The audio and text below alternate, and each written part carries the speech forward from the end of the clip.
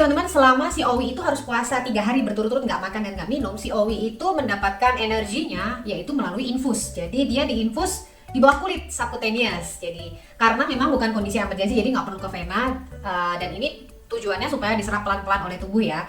Jadi di bawah kulit, waktu itu dia beratnya 10 kg, jadi dia sekitar dikasihnya 350 ml lah. Satu hari satu kali aja cukup. Dan selebihnya tuh mungkin dia dikasih sama dokter injek juga antibiotik ya, supaya menghindari adanya secondary infection dari bakteria yang mungkin bisa karena kan dia lagi lemah gitu, kondisinya nggak fit lah gitu kan, jadi dikasih antibiotik. Jadi selama 3 hari itu dia diinjeksi satu hari satu kali aja 350 ml teman-teman. Nah selama 3 hari itu kita pantau, itu ternyata puji Tuhan alhamdulillah itu dia nggak diare, jadi nggak lemes, jadi pupnya itu udah mulai berbentuk lah, dan juga dia pipisnya normal gitu. Jadi bener-bener ajaib. Itu dia, makanya teman-teman kalau muntah atau diare, kemungkinan kalau potensinya HGE itu dipuasain. Jadi kuncinya itu harus puasa sehingga luka-luka di perutnya itu bisa sembuh. Jadi kalau misalnya nggak muntah dan ini ya kita lanjutin lagi, hari kedua kita infus lagi dan hari ketiga kita infus ya teman-teman. Waktu puasa itu 3 kali 24 jam itu sesuatu yang lama ya, karena Owi itu termasuk anjing yang rakus sama makanan. Jadi kadang dia kasih mukanya tuh malas banget, sehingga kita pengen kasih dia makanan karena kasihan gitu.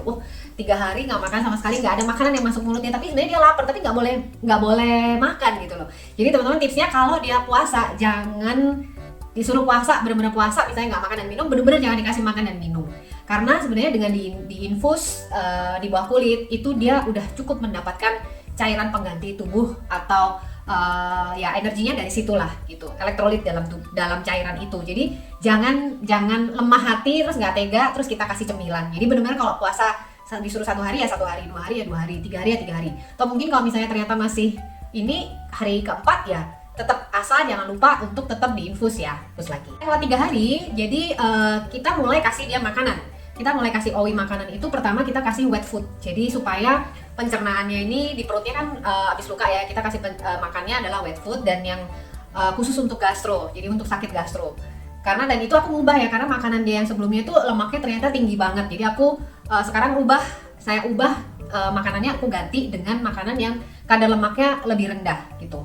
Dan selama 1 hari, kayaknya seminggu 2 mingguan itu kita kasih wet food.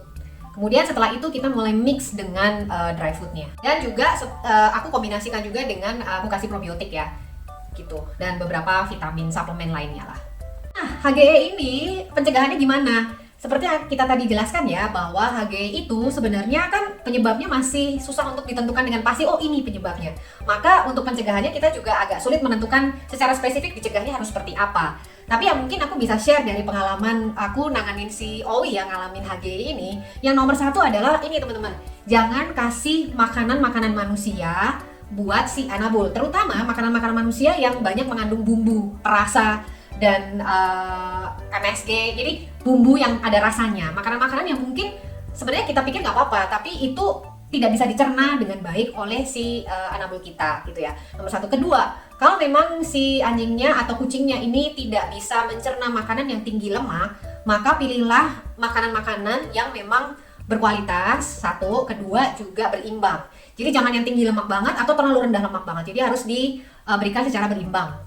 Kemudian yang ketiga, karena ini kan urusan di perut ya, jadi makanan kayak tempat makanan, bowlnya, minuman, segala macam mainan-mainannya dia, gigit-gigitannya dia, dan apapun yang mungkin sering dia pakai digigit, dibuat mainan dengan mulutnya itu harus selalu secara rutin kita bersihkan atau kita cuci ya, supaya nggak ada infeksi parasit atau bakteri lainnya yang sehingga menyebabkan dia bisa diare atau muntah lah. Jangan terlalu sering diberikan snack atau treat yang macam-macam, yang apalagi snack atau treat untuk manusia sebenarnya kayak cemilan-cemilan gitulah. Jadi jangan. Jadi kalau mau pilih treat atau snack makanan yang khusus buat binatang yang berkualitas dan aman ya.